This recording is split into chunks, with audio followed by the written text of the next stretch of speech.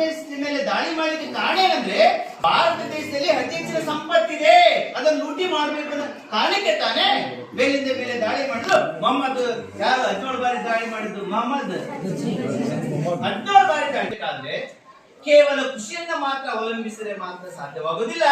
ಕೃಷಿಯ ಜೊತೆಗೆ ಕೈಗಾರಿಕೆಗಳ ಕಡೆಗೆ ಕೂಡ ನಾವು ಗಮನ ಕೊಡಬೇಕು ಅಂತಕ್ಕಂಥ ಆಲೋಚನೆ ಮಾಡಿ ತನ್ನ ದಿವಾನ ಹುದ್ದೆಯ ಅವಧಿಯಲ್ಲಿ ಕೂಡ ಕೈಗಾರಿಕೆಗೆ ಸಾಕಷ್ಟು ಪ್ರೋತ್ಸಾಹ ಕೊಡ್ತಕ್ಕಂಥ ಕೆಲಸ ಮಾಡ್ತಾನೆ. ಸೊ ಈ ಹೇಳಿಕೆನೆ ಹೇಳಿದವರು ಯಾರು ಕೂಡ ಪ್ರಶ್ನೆ ಕೇಳಬಹುದು, ಕೈಗಾರಿಕೀಕರಣ ಇಲ್ಲವೇ ವಿನಾಶ.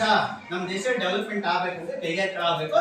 ಕೈಗಾರಿಕೆಗಳು ಸ್ಥಾಪಿಸಲ್ಪಟ್ಟಿಲ್ಲ ಅಂದ್ರೆ ದೇಶ ಮುಂದೊಂದು ದಿನ ಅದೇನಾಗುತ್ತೆ ಅಂದ್ರೆ ನಾಶವಾಗುತ್ತೆ ಅಂತಕ್ಕಂಥ ಕಲ್ಪನೆಯಿಂದ ದೇಶದ ಪ್ರಗತಿಗಾಗಿ, ರಾಜ್ಯದ ಪ್ರಗತಿಗಾಗಿ ಅನೇಕ ಕೈಗಾರಿಕೆಗಳು ಸ್ಥಾಪಿಸಲ್ಪಡ್ತಾರೆ. ಏನಾದರೆ ಅದರ ಮೊದಲೇ ಪಡಿಸಲು ಹಾಕಿರ್ಬೇಕು. ಯಾವುದು? ಸರ್ ವಿಶೇಷ ಏನು? ಕೈಗಾರಿಕೀಕರಣ ಇಲ್ಲವೇ ವಿನಾಶ.